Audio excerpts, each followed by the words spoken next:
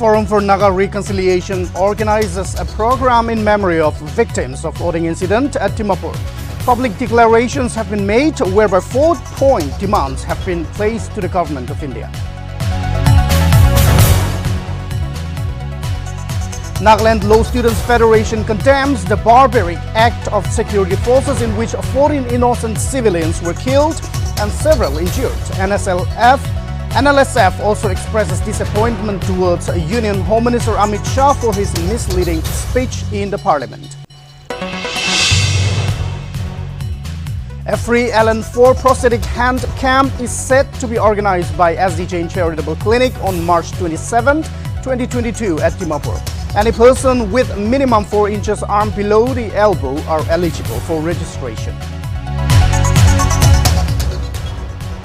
National People's Party Nagaland State Minority Cell organizes a charity outreach program at Civil Hospital Dimapur. Food packages have been distributed to the staff and patients to mark the celebration of Advent Christmas. The Central Reserve Police Force Kohima organizes a special plantation drive cum distribution of COVID care items at Kandria Vidyalaya School Compound, Kohima.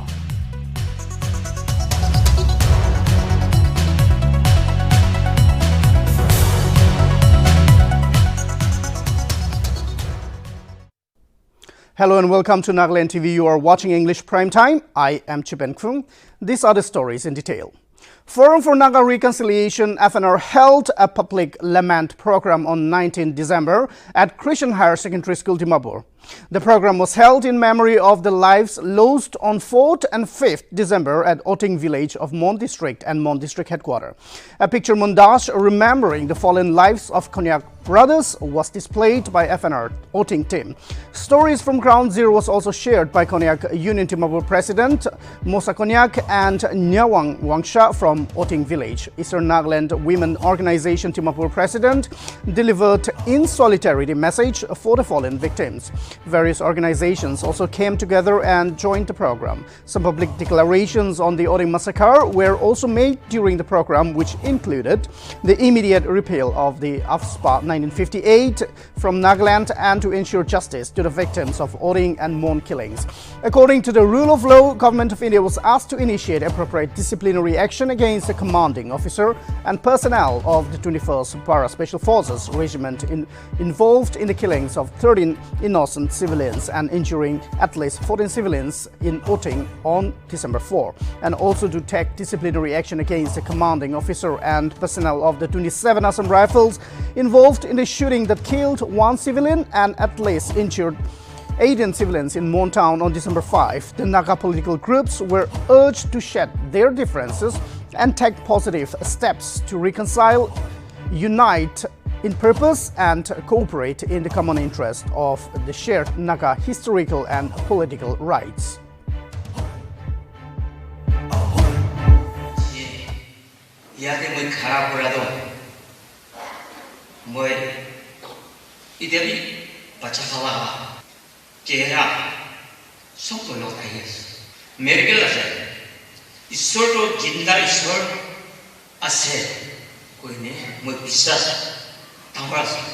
Ishimano etekta libra murishe. Mo start karo kodibo. Elebi moike posungin diktir janado. Chara migjan mara majutin namura isoto kachaiya apram hote. Etu life testimony nisnabi history nisnabi etu kopokane amike bachai kisi. Sort of the things is but not a Utaidim Moto Kurbo with a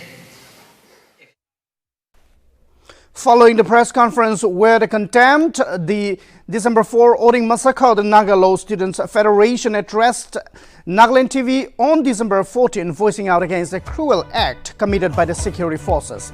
The Nagaland Law Students Federation President Sita Limua in the interview spoke on legal aspects that AFSPA infringes and human rights and strongly confuted the Union Home Minister's statement on Otting massacre in the parliament. The President NSLF accused the security forces for causing disturbance to the peace-loving people of Northeast, and therefore the question of disturbed area for the purpose of AFSPA does not arise. Talimua said that AFSPA is in contradictory to Article 20 and 21 of the Indian Constitution, which talks about the right of life and personal liberty, as it gives absolute power to kill any person, and cited that news of indiscriminate killing at Otting by the security forces has reached international notice. The world is watching on India. Never repeat that mistake again. NSLF strongly appeals to the Indian government to repeal AFSPA.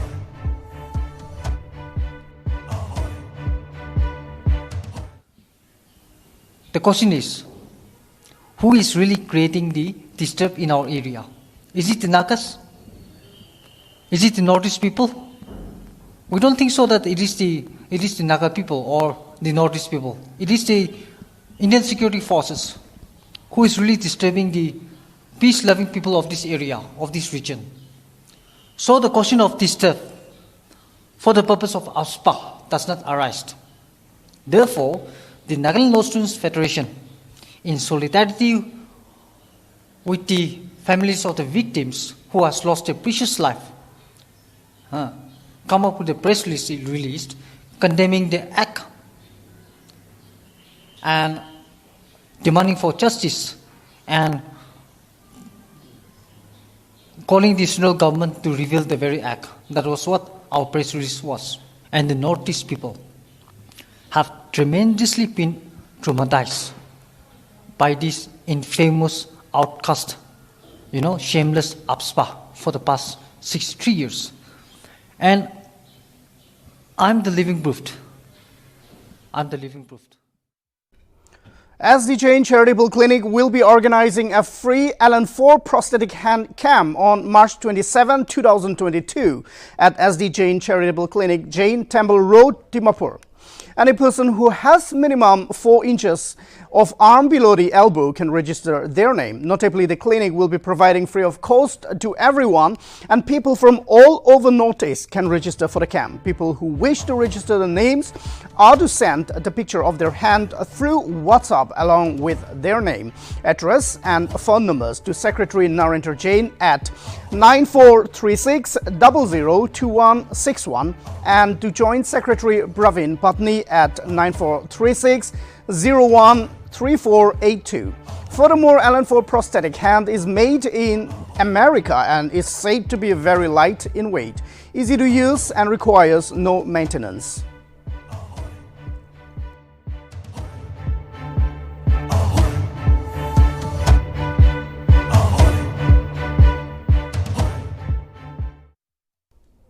The National People's Party and the State Minority Cell Non-Tribal organized a charity outreach program with the support of states and NPP on Sunday. The charity outreach included distribution of food packages to the staff and patients of the Civil Hospital Dimapur. This act of kindness was done to mark the celebration of Advent Christmas. First of all, again want to thank our NPP President Dr. Endrahoto Semaji for his wonderful support and cooperation. Aji ami han iman bhal ekta kam kuro parise. Aji yate bimar thaka khan yate ahikina district hospital te ami han olof fruit juice kiba kibi tu Christmas la naam pora takhan ke dibolo parise. Aro ami han la state team pura Nagaland la NPP la state team yate ase, Mandela team member bhi ase, district la bhi ase. तो আজি আমি হানলা বেশি ডাঙৰ দিন আছে ইটো ভাবনা কৰিনা আমি হান ক্রিসমাস লাগে দে তাহানলা ওচৰতে এগনা খাৰা কৰব আৰু কিমান পাৰে তাহানলা ফেসতে স্মাইল আনি দিবলৈ ট্রাই কৰিছে and we are really feeling happy being a part of this event তো আৰু একো শেয়ার কৰিবলৈ নাই কিন্তু এনেকা দিন আৰু ঈশ্বৰ আমি খানকে আৰু মানুহ খানকে মদত কৰিবলৈ লা এনেকা বনাই দিবি কাৰণে ঈশ্বৰকে জানাই দিয়া আছে এনেকা the joy of giving is something very different and something very pleasant. Central Reserve Police Force Kohima ranged organized a plantation drive and distribution of COVID care items at Gandria Vidyalaya School compound, Kohima, on Saturday. The program was organized under the noble effort of Deputy Inspector General of Police, OPS, Kohima CRPF. Additional Director General ADG Northeast Zone CRPF Guwahati Sanjeev Ranjan Oja IPS was the chief guest, and Inspector General IG Manipur and Nagaland Sector CRPF MS Shikawar was the guest of honor. Oja, while addressing the few families, said that in order to keep yourself happy, it is important to invest in yourself. Given the opportunity to welcome Sri Sanjeev Ranjan Oja, Indian Police Service, Additional DG North East Zone, CRPF. Give a big hand. On behalf of all the officers and families and all the range personnel, also on behalf of IG Manipur and Nagaland Sector CRPF, I cordially welcome you, sir. And it is an auspicious occasion for all of us when Srimati Onju Oja, who is President of CRPF Wife Welfare Association of Northeast Zone, CRPF, who has taken the pain to come here to visit the place to look after and analyze the issues and problems of the families who are staying here in Nagaland, also in this campus. On behalf of all the families, children and all officers and staff, we cordially welcome you, ma'am.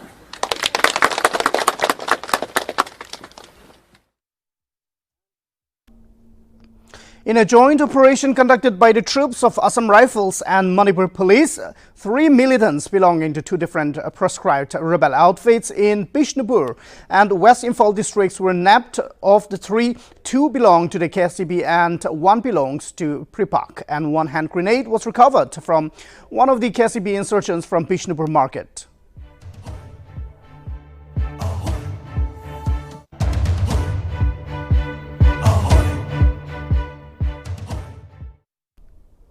Acting on specific information, a team of Assam Rifles based in Champai carried out an operation where 4,225 meth tablets were recovered. Recovered tablets are estimated to be around Rs 21 lakh, and the seized items have been handed over to the Customs Department for further legal proceedings.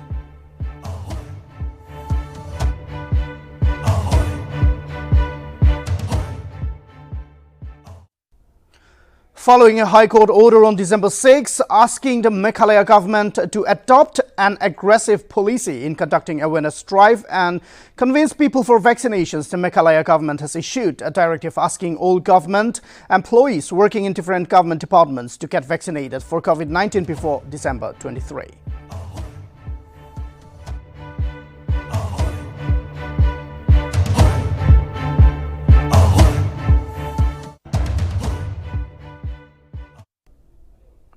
Assam Housing and Urban Affairs Minister Ashok Singhal recently informed that names of many roads, villages and locations in Assam are likely to be renamed very soon. Renaming of roads, villages and localities in Assam will be done as part of Azadi Ka Amrit Mahotsav celebrations. Many localities in Assam's capital city Guwahati are also likely to be renamed, where localities such as Sarapati and Dumbara in Guwahati are likely to get new names.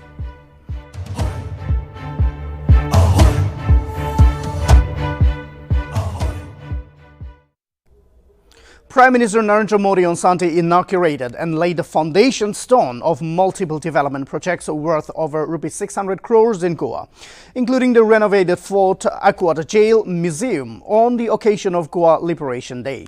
Prime Minister Modi inaugurated a super specialty block at Goa Medical College, New South Goa District Hospital, Aviation Skill Development Center at Mopa Airport, and the gas insulated substation at Dabolim Navelim in Margao. During the event organized at Dr. Shyama Prasad Mukherjee Stadium, Modi also felicitated the freedom fighters and veterans of Operation Vijay as part of Goa Liberation Day celebrations. Earlier today, Prime Minister Modi also offered floral tributes at Modi's Memorial in Panaji and attended a sail parade and fly past on the occasion of Goa Liberation Day. आज हमारे संघर्ष और बलिदानों की गाथा भी है। हमारे सामने लाखों गोवा वासियों के परिश्रम और लगन के वो परिणाम है जिनकी वजह से हमने कम समय में एक लंबी दूरी तय की है और सामने जब इतना कुछ गर्व करने के लिए हो तो भविष्य के लिए नए संकल्प खुद ही खुद बनने लग जाते हैं, नए सपने खुद आकार लेने लगते हैं। In view of the proposed eviction drive to be carried out on December 20, the District Magistrate Karbi Anglong Tipu IAS Dipu has imposed certain rules and regulations to be maintained during the eviction operation. The eviction drive will be carried out by the authority of Anglong Autonomous Council Tipu against the illegal and unlawful encroachers at Laurijan Block No. 3 areas under Borjan Moza of Pokachan subdivision of Karbi Anglong. The magistrate has strictly restricted obstruction or picketing in front of the officials engaged for eviction operation during eviction drive by forming an assembly of 5 or more persons and indulge in activities which may disturb public peace and tranquility. Carrying firearms and explosive substance by unlawful encroachers at Laurijan Block No. 3 during the eviction operations is also banned. Use and throwing of firecrackers in areas where proposed eviction operation is going to be carried out were prohibited. In addition, holding of public meetings or rallies in the proposed eviction site was restricted along with the closure of all shops, business establishments within the 700-meter radius of Tutu Colony under Katkadi police station area of Pokachan subdivision during eviction operation. The magistrate also informed that any violation of order will be punished under relevant sections of Indian Penal Code. The prohibitory orders will be enforced from 3 p.m. of 19 December onwards till further order.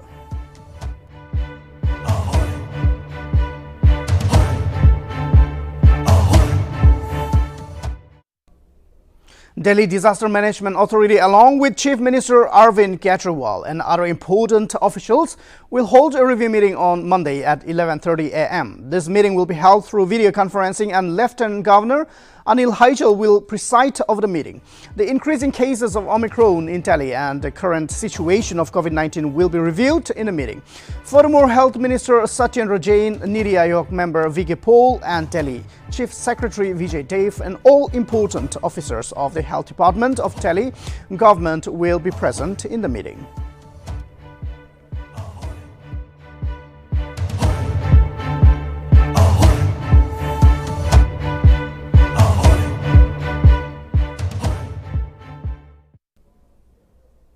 Railway Minister Ashwini Vaishnav conducted an inspection of the Delhi-Pali section of railways on Sunday. Vaishnav also interacted with the railway officials during the inspection. Union Minister informed that on Friday that Indian Railways has taken many steps to provide better accommodation to female passengers in long route trains. The minister had said that a reservation quota of 6 berths in sleeper class in long-distance mail or express trains and a reservation quota of 6 berths in 3 AC tier class of Garib Rath Rajdhani Dorondo fully air-conditioned express trains have been earmarked for female passengers, irrespective of their age, traveling alone or in a group of females. हमारी नहीं है, हम लोग सबके सब हमको handover करके जाने वाले हैं। ये फिर किसकी है? आप लोगों की है। आप लोगों को डिसाइड करना है रेलवे कैसे चलती है, क्या इसका फ्यूचर होना है, आप लोग डिसाइड करो। अभी से सोचो कि जब आप लोग चेयरमैन मेंबर बनोगे, बोर्ड में पीईडी बनोगे, एएम बनोगे। Assuring India's readiness to take diplomatic relations to the next level, External Affairs Minister S. Jaishankar on Sunday said that India-Central Asia relations must focus on four Cs: commerce, capacity enhancement, connectivity and contacts. In opening remarks at the third meeting of India-Central Asia Dialogue, the minister noted that this meeting comes amid a rapidly changing global economic and political situation. Jaishankar is hosting the third meeting of the India-Central Asia Dialogue that is aimed to further strengthen ties between the member countries.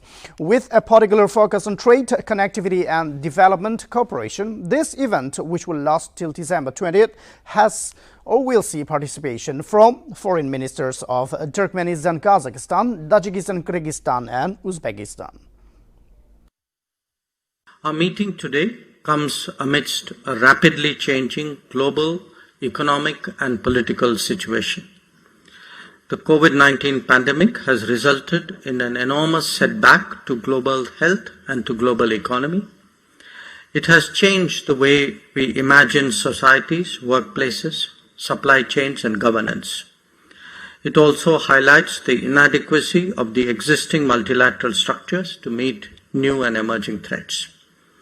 We need diversified supply chains and more regional solutions. India has been steadfast in its resolve for the fight against COVID-19. We have supplied vaccines to more than 90 countries, including Tajikistan and Uzbekistan. We have also offered the CoWIN platform to assist the vaccination programs of our friendly partners. At the same time, we deeply appreciate the support extended to us by the international community during the second COVID wave, especially from Kazakhstan and Uzbekistan. I would like to express my gratitude to all of you for the great care you took to ensure the welfare of Indian students in your countries during the pandemic. Despite the impact of the pandemic, our countries have sustained the momentum of our relations. I've had the privilege of meeting each one of you in 20. Ahead of the 2022 Assembly elections, Congress leader Priyanka Kanti Vatra on Saturday stated that her party will provide 20 lakh jobs to the youth in Uttar Pradesh. She further added that Congress will waive off loans for all farmers and small businessmen, half the electricity bill and Rs 25,000 to all families who suffered due to COVID-19 pandemic. Priyanka made the promises in Amethi. In case of disease, her government will provide healthcare of Rs 10,000 and politically empower women by giving them 40% tickets. She also promised smartphones and scooty to girl students to empower them for providing their security.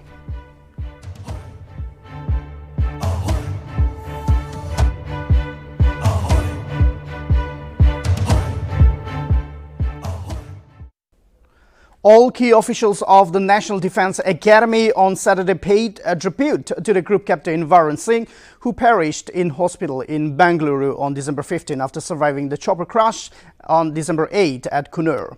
A wreath-laying ceremony was held at the Hut of Remembrance at the National Defence Academy near Pune on Saturday in memory of Group Captain Varun Singh, who died earlier this week after sustaining severe injuries in the crash of Mi-17 V5 helicopter carrying General Bipin Rawat and others. Air Marshal Sanjeev Kapoor, Commandant NDA, paid homage to Singh in a solemn ceremony on behalf of the NDA fraternity. Captain Singh was a recipient of the Shaurya Chakra, which was an alumni of the 104th NDA Corps India Squadron.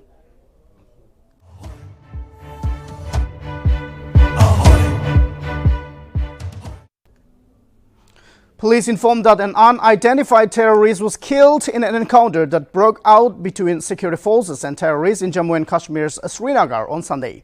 The Kashmir Zone Police tweeted that the encounter took place at the Harwan area of Srinagar. One unidentified terrorist killed. Search is still going on. They stated that further details are awaited.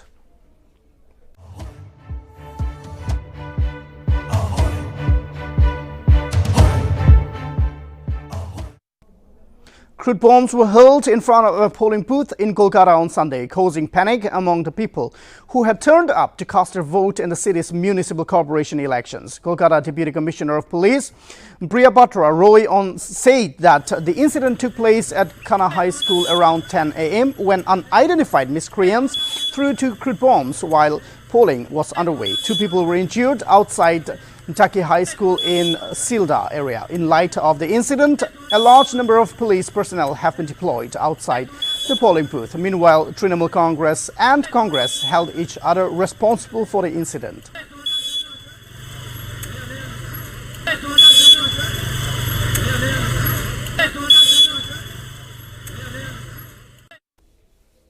Two political leaders from the BJP and Social Democratic Party of India have been murdered in Kerala's Alappuzha, pushing the police to ban large gatherings in the district. Chief Minister Pinarayi Vijayan has condemned the murders and assured strict action.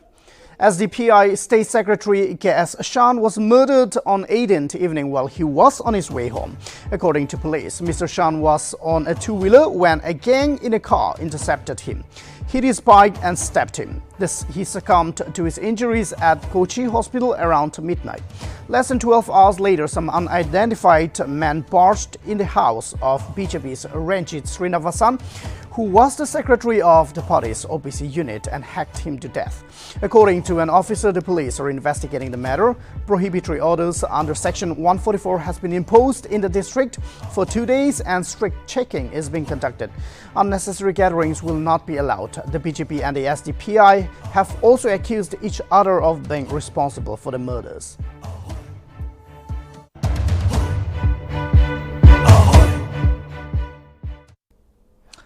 Nltv Nagamese English Primetime winds up here. Thank you for watching Nltv.